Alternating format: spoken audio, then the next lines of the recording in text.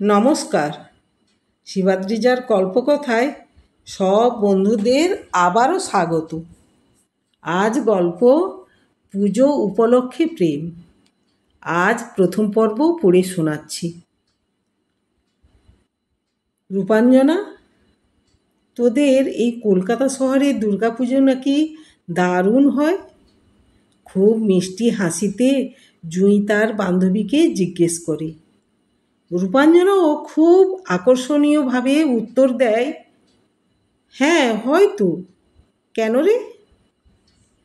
কৌতূহলী চোখে অনুনয়ের সুরে তখন সে বলে, তুই তো কলকাতার মেয়ে, তোর এই কলকাতা শহরের পুজোটা আমাকে ঘুরে দেখাবি রে।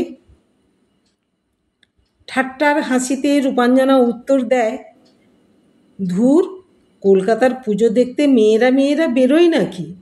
এখানকার পুজো দেখতে হলে সঙ্গে একটা বয়ফ্রেন্ড না থাকলে হয় না, মানায়ও না রে। আর পুজোটাও ঠিক উপভোগ করা যায় না। প্যান্ডেলে প্যান্ডেলে ঘুরে ঠাকুর দর্শন করবার জন্য ছেলেরা 4 দিনের গার্লফ্রেন্ড এবং মেয়েরা বয়ফ্রেন্ড নিয়ে ঘুরে বেড়ায়, আর তাতেই ঠাকুর দেখে মজা পাওয়া যায়। এটা আমাদের কলকাতার পুজো স্পেশাল আর ঠাকুর দেখার স্টাইল। এটাকে আমরা পুজোর প্রেম বলি। এর ভূত ভবিষ্যৎ কিচ্ছু থাকে না। জুঁই অবাক হয়ে বলে, যা, এইরকম আবার হয় নাকি রে? জুঁই কলকাতা শহরটাকে তার স্বপ্নের শহর মনে করে, তাই সারা শহরটা সে ঘুরে দেখবে। সে রেডিওতে শুনেছিল কলকাতার দুর্গাপুজো খুব জাঁকজমকপূর্ণ হয়, তাই তার ইচ্ছে ছিল কলকাতা শহরের পুজো দেখা।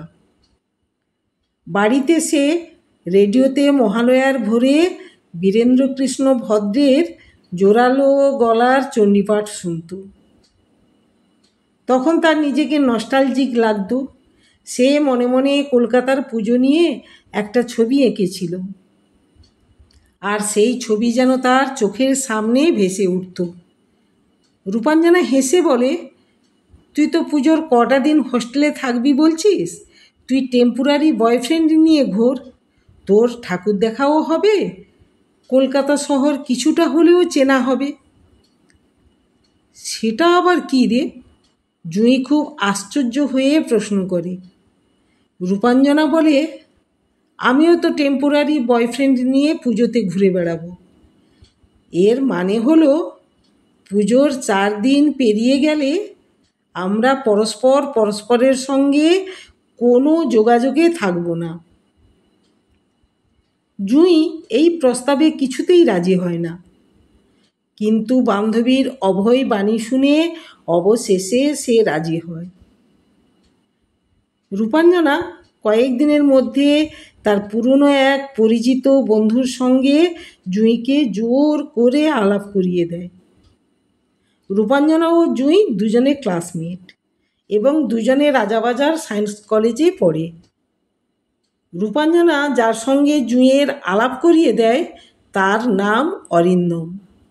সে কলকাতা বিশ্ববিদ্যালয়ের ছাত্র, তবে সে গ্র্যাজুয়েশন করেছে কিন্তু সেন্ট জেভিয়ার্স কলেজ থেকে। ভীষণ ওভার স্মার্ট ছেলে, লেখাপড়ায়ও খুব ভালো। ব্যবসায়ী পরিবারের ছেলে, টাকা পয়সার কোনো হিসেব নেই, তবে মেয়ে চড়ানো ছেলে সে একদম নয়। মেয়েদের সঙ্গে মিশতে পছন্দ করে, পোশাকের মতো গার্লফ্রেন্ড পাল্টায় না। কলকাতায় অরিন্দমদের 4 পুরুষের বসবাস। প্রকৃতপক্ষে তার পূর্বপুরুষের বাস ছিল বিহারের গয়া জেলাতে। অরিন্দম পুজোর 4 দিন জুঁইকে নিয়ে কলকাতার উত্তর থেকে দক্ষিণের সমস্ত ঠাকুর দেখিয়েছে। ঘুরে বেড়ানোর সঙ্গে সঙ্গে দুজনের বেশ খোশ গল্পও হতো, তেমনি জমিয়ে খাওয়া দাওয়াও করেছে। দামি রেস্তোরাঁতে জুঁইকে সে নিয়ে গিয়েছে, জুঁইয়ের আপত্তি থাকলেও সে কিন্তু তার কোনো কথা শোনেনি। রেস্তোরাঁতে জুঁই বিল পেমেন্ট করতে উদ্যোগী হলে সেক্ষেত্রেও অরিন্দম বাধা দিয়েছে। বিজয়া দশমীতে তাদের দুজনের শেষ দেখা হবে। এই দিনটা দেখা করবার জন্য হিসেবে বাড়তি দিন, কারণ ষষ্ঠী, সপ্তমী, অষ্টমী এবং নবমী 4 দিনের চুক্তিভিত্তিক ঘোরা শেষ। দুজনের কথা মতো অরিন্দমের পছন্দের জায়গা হলো নন্দন চত্বর। জুঁই আজ হোস্টেল থেকে বাসে করে একা এসেছে। পুজোর 4 দিনের সফর ছিল অরিন্দমের ভাড়া করা ট্যাক্সি। তার ট্যাক্সি জুঁইয়ের হোস্টেল কম্পাউন্ডের বাইরে অপেক্ষা করত। তারপর তাকে তুলে নিয়ে তড়িৎ বেগে বেরিয়ে যেত। এই 4 দিনের ভ্রমণে জুঁই কলকাতার রাস্তাঘাট সম্বন্ধে একটু আয়ত্ত করেছে। তার মনটা বেশ দোলাচলে রয়েছে। জুঁই এসে উপস্থিত। দুজনে ঠিক দেখা করার নির্দিষ্ট সময়ের একটু আগেই সে এসেছে, কারণ সেই অরিন্দমের সঙ্গে শেষ দেখা করবার জন্য বাড়তি দিনটা চেয়েছে। অরিন্দম অবশ্যই আপত্তি করেনি, সেও এক কথায় রাজি হয়েছে। জুঁই আজ শাড়ি পরে এসেছে অরিন্দমের সঙ্গে দেখা করতে। পিঠে একটা লম্বা বেনুনি ঝোলানো, একদম সাদা মাঠা সস্তা দামের উড়িষ্যা হ্যান্ডলুমের শাড়ি পরিহিতা। গ্রাম্য পরিবেশে বেড়ে ওঠা হলেও তাকে নন্দন চত্বরে কিন্তু কিছুতেই বেমানান লাগছে না। একটু পরেই অরিন্দম এসে হাজির। সে আজ বাইক নিয়ে এসেছে। জুঁইকে দেখে মুখে মৃদু হাসি।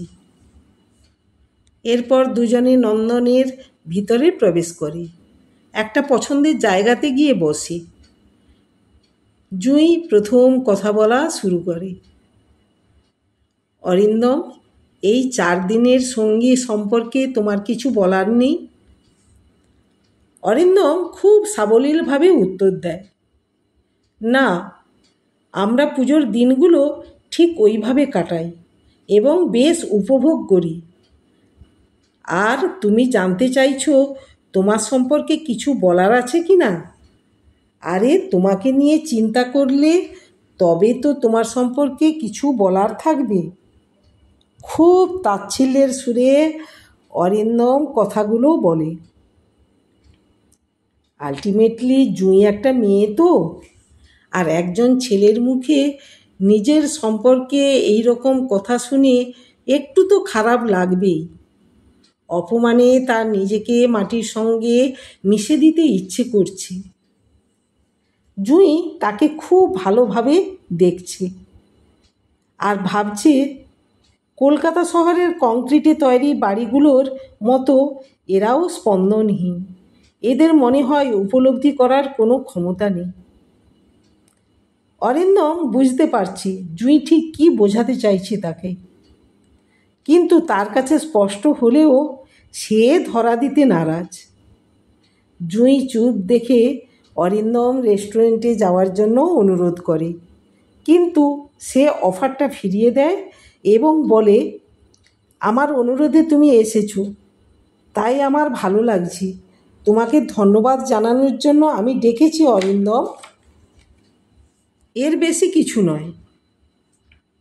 ধন্যবাদটা কী জন্য জানাচ্ছ জুঁই? কলকাতা শহরের দুর্গাপুজো নিয়ে আমার কয়েকটা কল্পনা ছিল, আর আমার অবচেতন মনের সৃষ্ট ছবিটাকে তুমি বাস্তবে রূপ দিয়েছ অরিন্দম।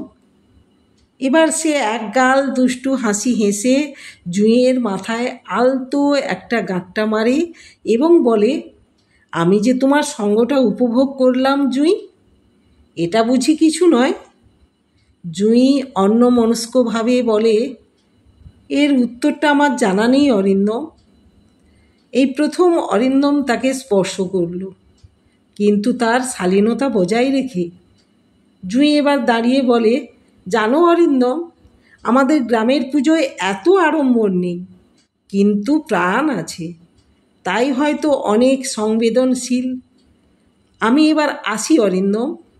অরিন্দম হেসে বলে, ঠিক আছে, তাহলে এসো, এবং তুমি সবসময়ের জন্য ভালো থেকো। এরপর দুজনে যে যার মতো চলে যায়। 3 বছর পর জুঁই কলকাতার পাঠ শেষ করে নিজের জায়গায় ফিরে যায়। এই 3 বছর জুঁই কলকাতায় থাকলেও অরিন্দমের সঙ্গে আর দেখা হয়নি। এমনকি রূপাঞ্জনা কথা প্রসঙ্গেও কোনো দিন অরিন্দমের নাম নিত না।